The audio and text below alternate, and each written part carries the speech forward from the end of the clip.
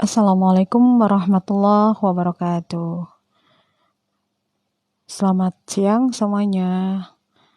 Menjelang Jumatan ya bagi yang mau melaksanakan sholat Jumat. Karena tadi pagi saya live belum selesai materinya karena ada beberapa hal yang perlu saya kerjakan. Jadi saya pengen melanjutkan materi tentang sodakoh, keutamaan bersedekah. Jadi Nabi Shallallahu Alaihi Wasallam bersabda di dalam hadisnya dari Abdullah bin Amr bin As radhiyallahu an bahwasanya Rasulullah Shallallahu Alaihi Wasallam ditanya oleh seorang laki-laki, perbuatan apakah yang terbaik dalam Islam? Beliau menjawab, yaitu kamu memberi makan dan mengucapkan salam baik kepada orang yang sudah dikenal maupun orang yang belum dikenal. Hadis riwayat Bukhari dan Muslim. Jadi ini perbuatan yang terbaik dalam Islam ya. Jadi kita memberi makan, mengucapkan salam tidak hanya dengan orang yang kita kenal saja, tapi orang yang belum kita kenal pun ini termasuk kebaikan yang luar biasa.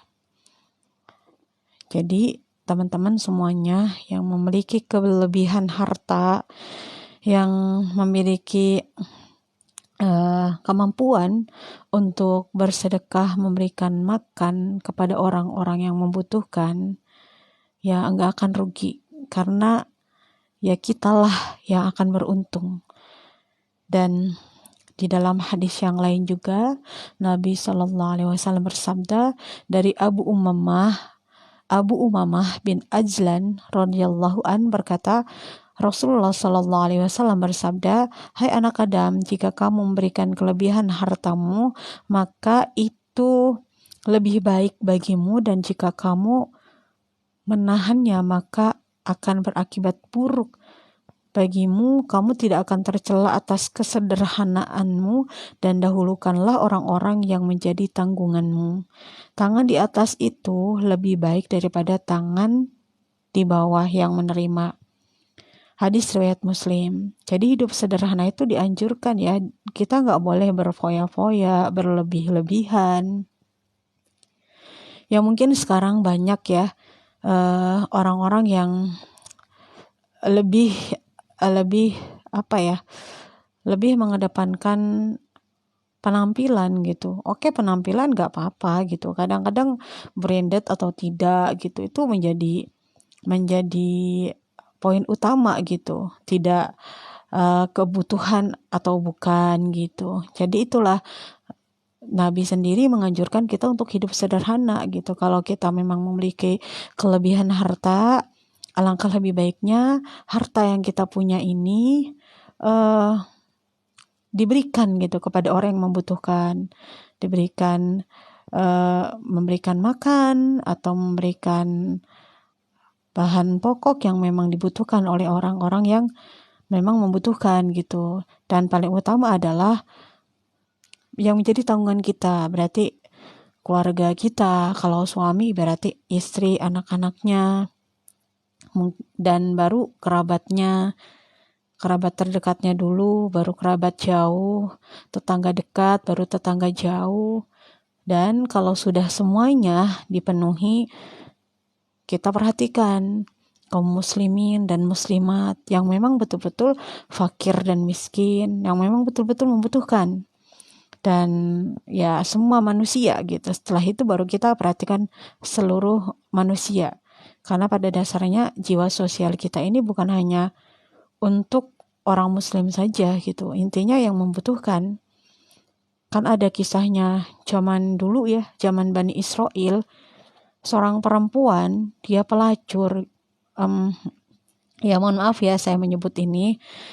Seorang perempuan, dia pekerjaannya seperti itu, dan melihat anjing kehausan gitu. Diberikanlah minum itu kepada anjing tersebut dengan sepatunya gitu kan, ngambil air di sumur dengan sepatunya.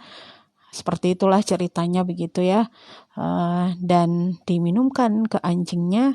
Apa yang terjadi? Ternyata si perempuan itu diampuni dosanya dan diberikan kesempatan untuk masuk surganya Allah gitu.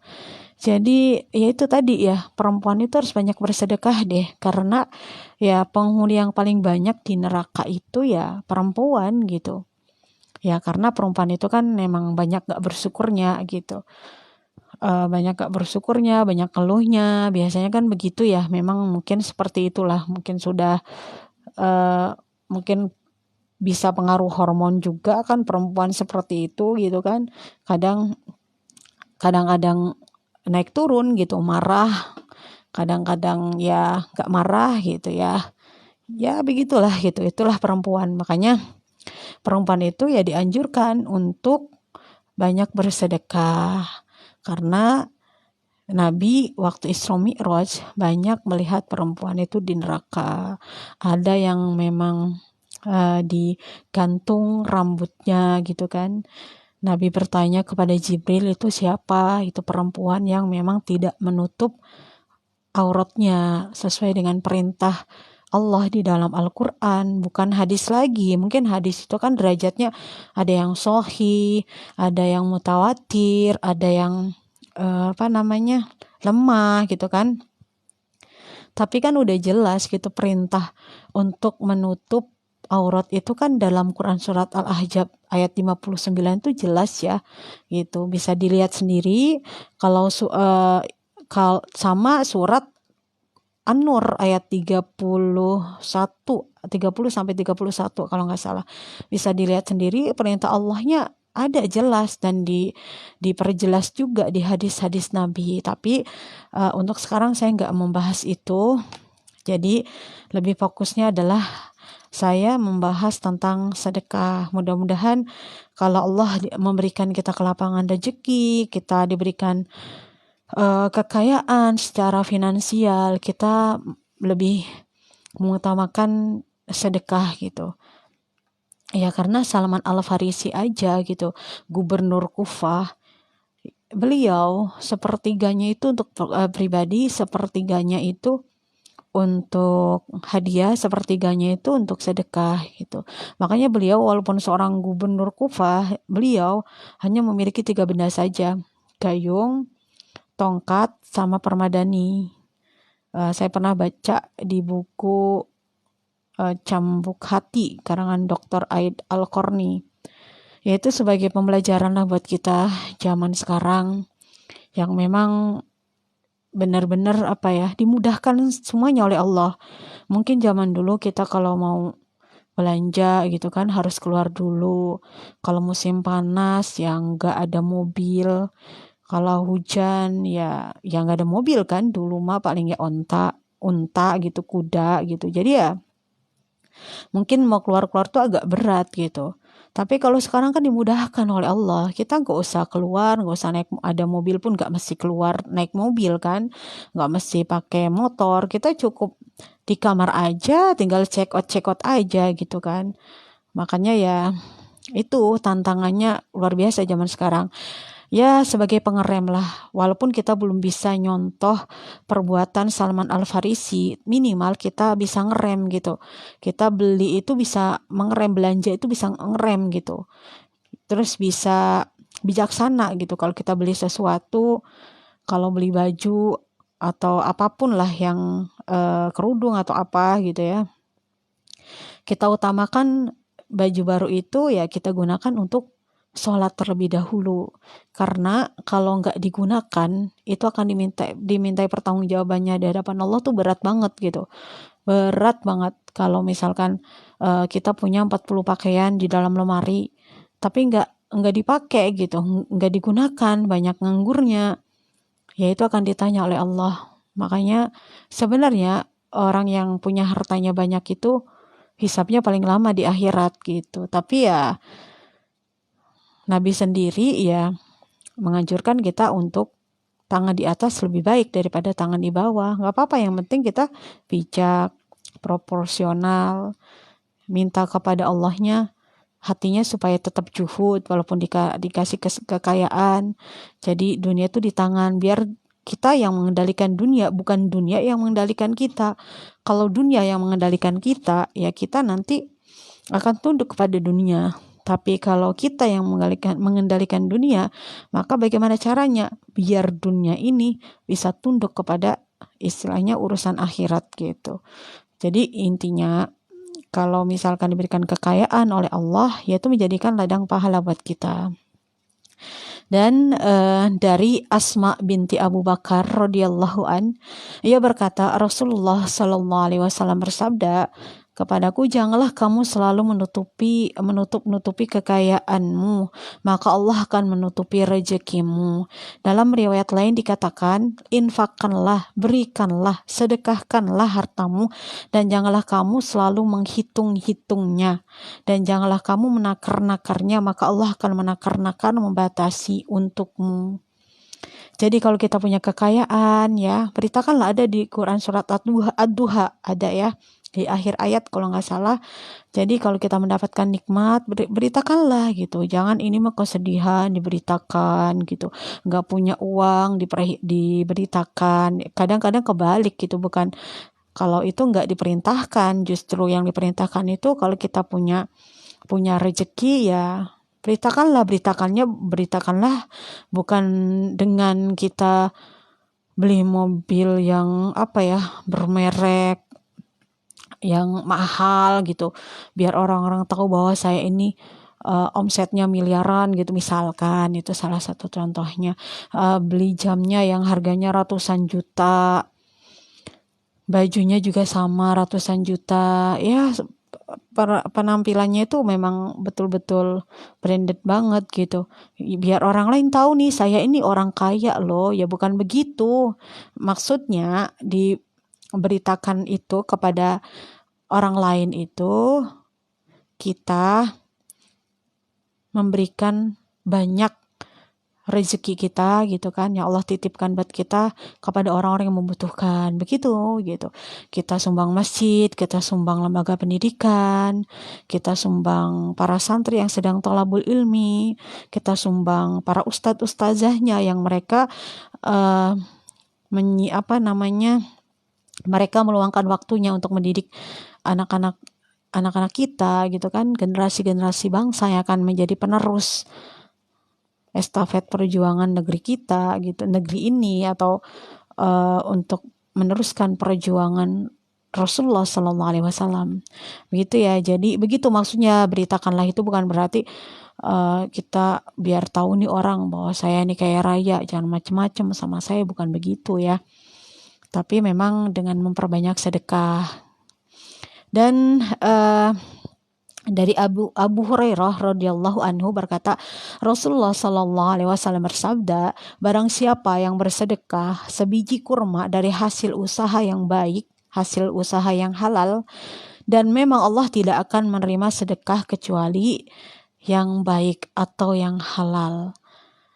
Dan itu ya, jadi kalau kita mau bersedekah harus dari hasil yang halal. Sudah disampaikan bahwa kalau kita sedekah dengan harta yang haram, ya tetap gak diterima. Kan syarat sahnya amal, syarat diterimanya amal, yang pertama tentunya lillahi ta'ala, niatnya lillahi ta'ala. Pokoknya itu saja. Yang pertama mengharap ridho Allah gitu. Yang kedua, ada tuntunannya dari Nabi, jangan semau sendiri. Saya mau jadi ahli sedekah tapi hasil korupsi. Saya mau jadi ahli sedekah tapi bukan uang pribadi, misalkan uang lembaga, uang yayasan atau apalah gitu. Kita harus proporsional. Tapi kalau hasil dari jerih payah kita, usaha kita, dari hasil yang halal, Masya Allah luar biasa itu pahalanya. Jadi ya kita berlomba-lomba lah untuk meraih kebaikan. Makanya kita dilarang untuk bermalas-malasan, terlebih seorang laki-laki, karena laki-laki itu kan ar-rijalu qawwamuna 'alan nisa. Laki-laki itu adalah pemimpin bagi perempuan, walaupun sekarang banyak laki-laki yang jadi-jadian gitu ya. Sekarang sudah di publik banyak gitu. Ya, tapi ya itu laki-laki yang mungkin dia tidak takut kepada Allah, sehingga tidak menjalankan fitrahnya sebagai laki-laki.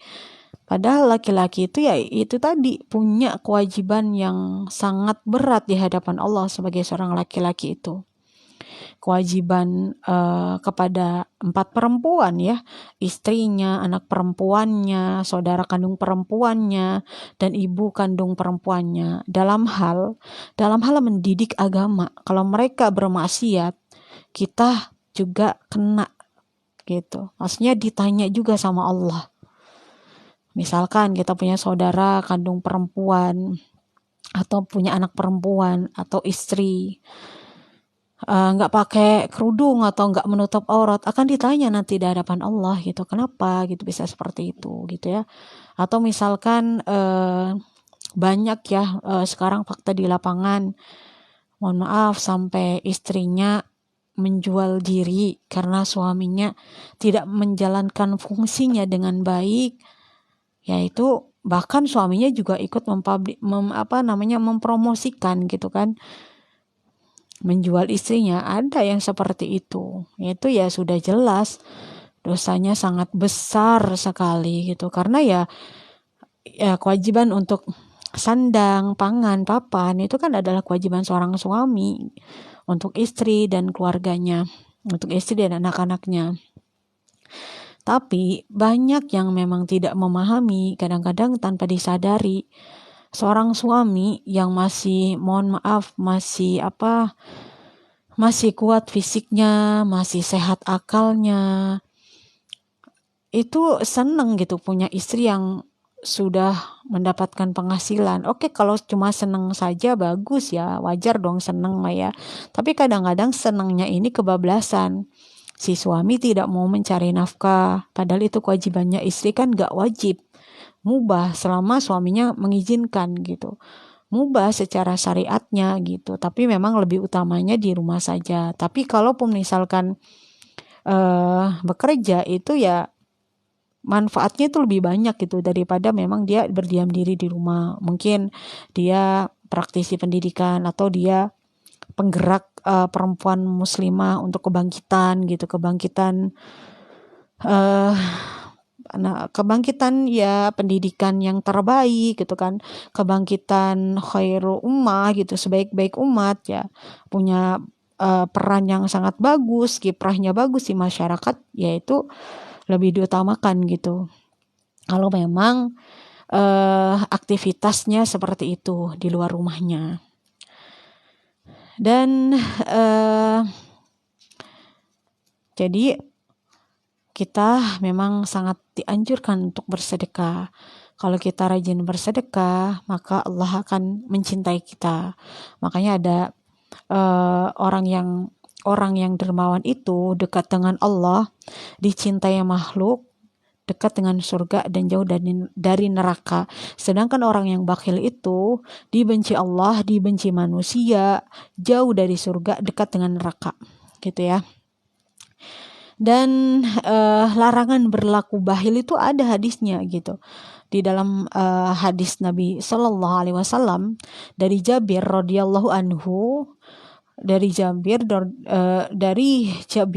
radhiyallahu an, bahwasanya Rasulullah Shallallahu Alaihi Wasallam bersabda, takutlah kamu dari aniaya, sebab aniaya itu merupakan kegelapan di hari kiamat. Dan takutlah kamu dari sifat bakhil, sebab bakhil itu telah membinasakan orang-orang sebelum kamu, di mana mereka mendorong untuk mengadakan pertumpahan darah dan menghalalkan semua yang diharamkan oleh Allah Subhanahu wa taala. Hadis riwayat Muslim. Jadi bakhil itu, kalau orang yang bakhil itu sebenarnya menganiaya dirinya sendiri. Padahal sudah ada contohnya zaman Nabi Musa, kalau nggak salah ya, Korun. Itu kan hartanya Masya Allah luar biasa banyak banget, sampai gemboknya aja katanya kan gak bisa diangkat sama satu orang, harus lebih daripada satu orang gitu, saking beratnya. Tapi ketika dimintai zakat, si Korun ini sombong banget gitu, enak aja gitu kan, saya yang sudah bekerja keras, masa saya harus berzakat, dan zakat itu kan alokasinya buat ya fakir, miskin gitu kan.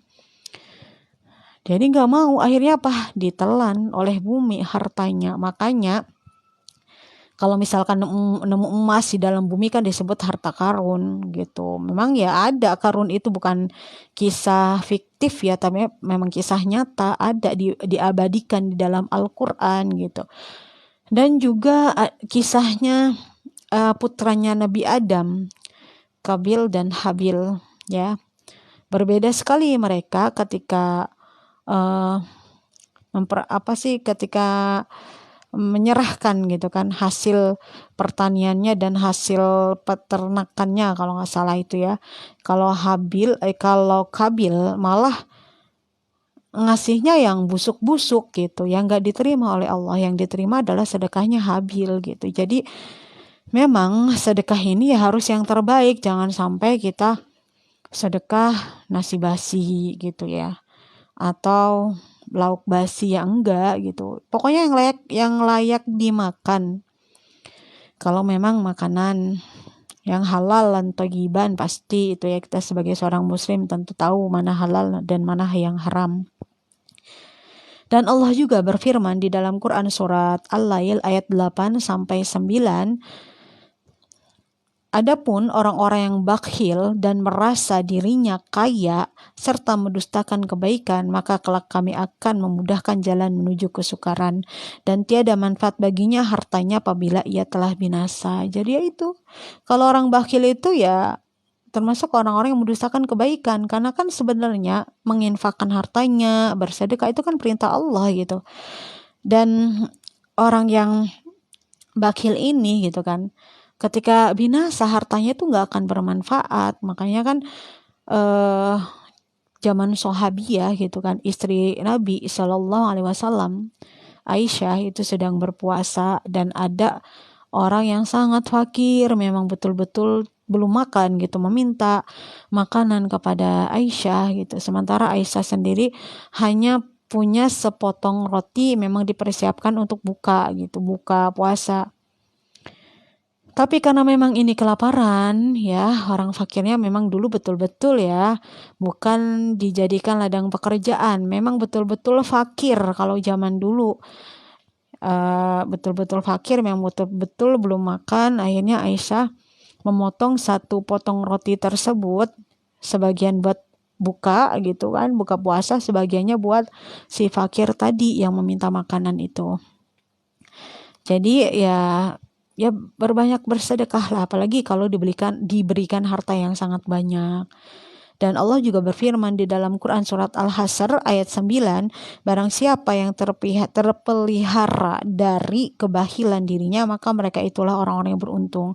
Jadi kalau kita diberikan hati yang memang mencintai kebaikan, hati yang mencintai sedekah, kita seneng banget bisa banyak bantu orang, bisa banyak memberikan sedekah, infaknya, ya kita beruntung berarti ya Allah memberikan rahmatnya kepada kita. Jadi makanya kalau kita diberikan kelebihan oleh Allah harta, kita jangan segan-segan untuk bersedekah ya. Dan Allah juga berfirman di dalam Quran surat Al-Hasyr ayat 9, sahabat-sahabat Ansor mengutamakan kawan-kawannya terhadap dirinya sendiri walaupun mereka dalam kesusahan. Jadi memang didikan Nabi itu ya luar biasa gitu. Empati kepada orang lain itu Masya Allah gitu, luar biasa lah didikan Nabi ya, didikan Nabi langsung gitu. Dan tentunya Nabi itu kan meninggalkan 2 pedoman, yaitu kitabullah dan sunnah. Inilah yang menjadi pegangan kita dalam menjalankan kehidupan. Kalau kita diberikan harta yang sangat sedikit untuk memenuhi kebutuhan kita saja dan keluarga kita, atau bahkan kita masih kekurangan gitu kan. Ya, kalau kita berhujjah atau berpedoman kepada kitabullah dan sunnah, makanya obatnya adalah sabar. Tapi sabar itu bukan diam ya, sabar itu tetap berusaha. Tapi ternyata hasilnya sebegitu aja, ya kita harus sabar. Karena kata Nabi, perkara seorang mukmin itu sungguh unik gitu. Ketika dia mendapatkan kenikmatan dia sabar, maka itu baik baginya. Ketika dia mendapatkan maaf salah. Jadi ketika dia mendapatkan kenikmatan, dia bersyukur, maka itu baik baginya. Ketika dia mendapatkan kesusahan, maka dia bersabar, maka itu baik baginya. Jadi perkara orang mukmin itu semuanya baik gitu. Ya, bersyukurnya seorang mukmin itu seperti apa? Bersyukurnya ya itu tadi, tidak pelit, tapi memang banyak membantu orang-orang yang membutuhkan ya. Dan Allah juga berfirman di dalam Quran surat Al-Insan ayat 8, mereka memberikan makanan yang disukainya kepada orang miskin, anak yatim, dan orang yang ditawan ya, yang ditawan pada masa perang gitu ya. Dan dalam hadis Nabi juga dijelaskan dari Abu Hurairah radhiyallahu an berkata, Rasulullah sallallahu alaihi wasallam bersabda, makanan 2 orang dapat mencukupi 3 orang dan makanan 3 orang dapat mencukupi 4 orang. Hadis riwayat Bukhari Muslim. Maksudnya adalah inilah berkah itu seperti ini ya. Jadi makanan 1 piring yang memang untuk 1 orang, ketika kita makan bareng-bareng itu terasa kenyang, itulah berkah ya. Berkah itu kita merasa cukup ya, gitu ya. Jadi berkah itu kita merasa cukup atas semua pemberian Allah. Jadi tidak menjadi ukuran banyak atau sedikit itu.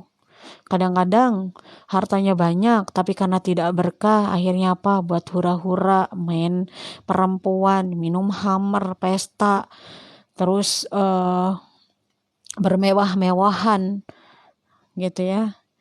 Akhirnya ketika dia jatuh sakit, karena memang perbuatan dia ketika dia kaya gitu, tidak dipersiapkan untuk bekal di akhirat gitu, tidak hati-hati gitu, akhirnya na'udzubillah karena kekayaannya itu dipergunakan untuk main perempuan, dia kena AIDS, meninggal, pengobatannya juga luar biasa mahal, tidak sembuh misalkan, ini salah satu contohnya.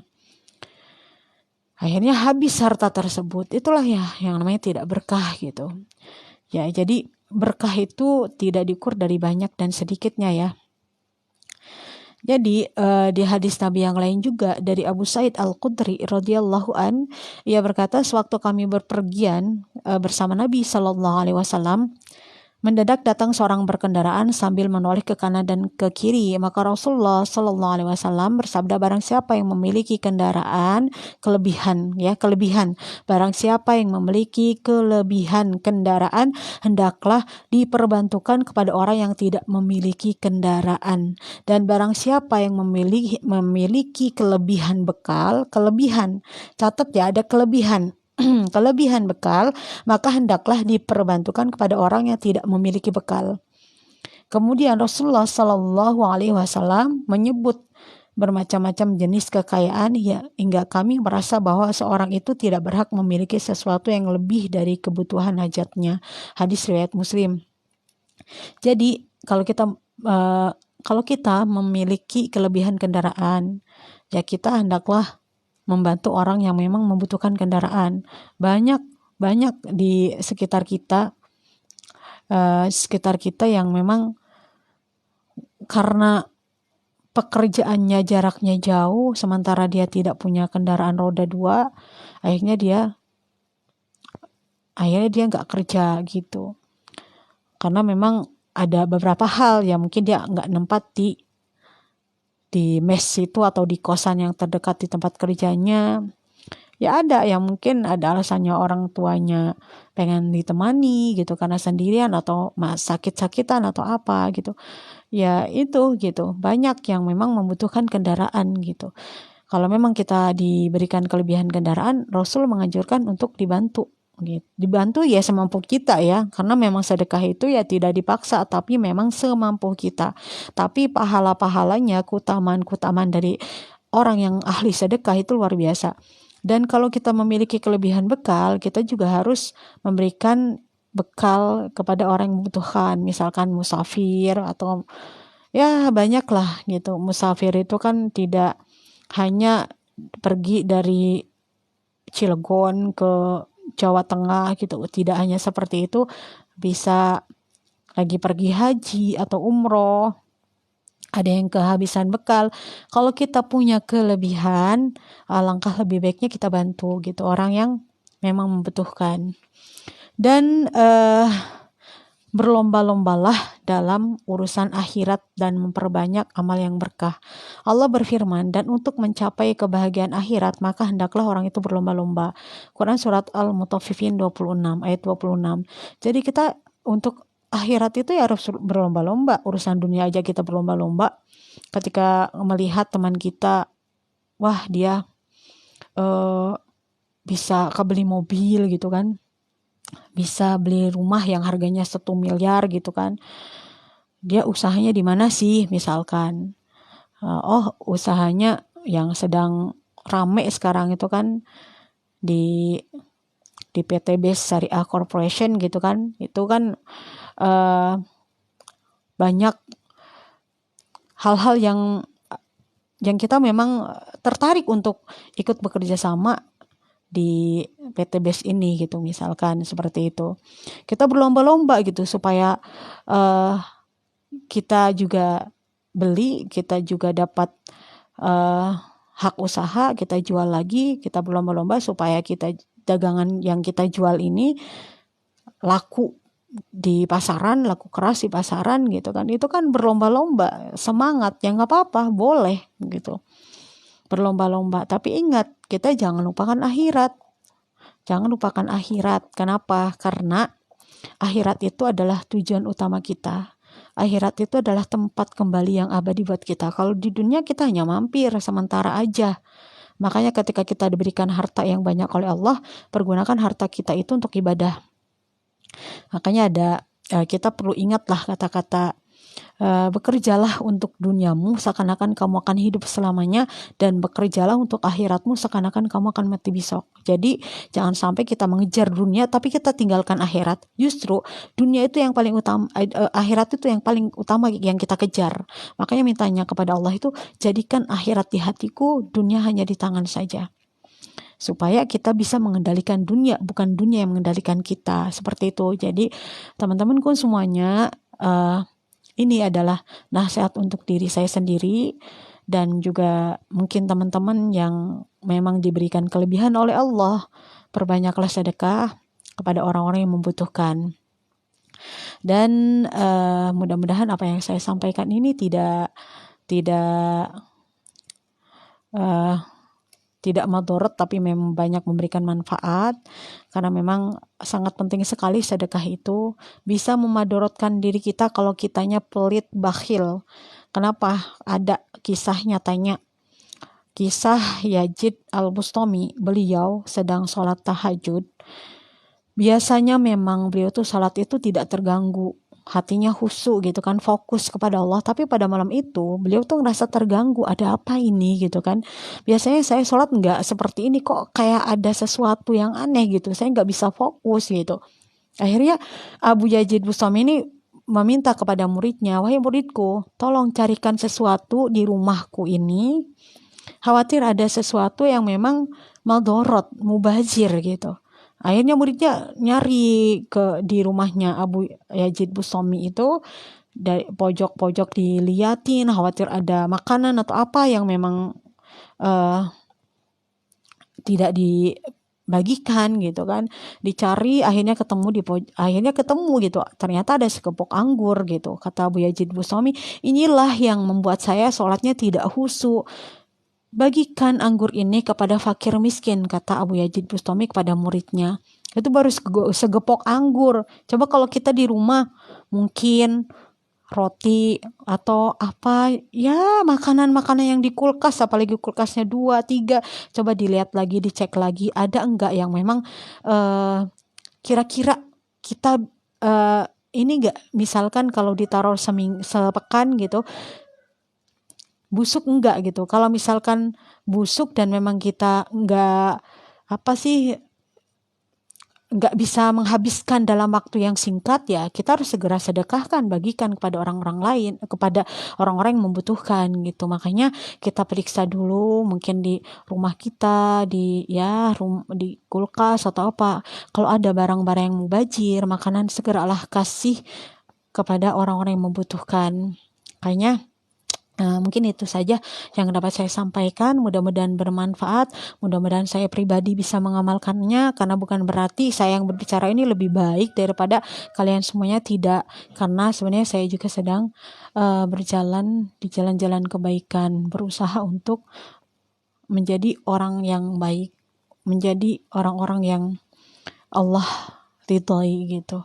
Karena hari ini harus lebih baik daripada hari kemarin. Jangan sampai kita menjadi hari ini menjadi hari yang buruk daripada hari yang kemarin. Bukan harinya, perbuatan kitanya menjadi buruk daripada hari perbuatan yang kemarin gitu. Alangkah lebih baiknya kita hari ini lebih baik daripada hari kemarin. Mungkin itu saja. Terima kasih. Wassalamualaikum warahmatullahi wabarakatuh.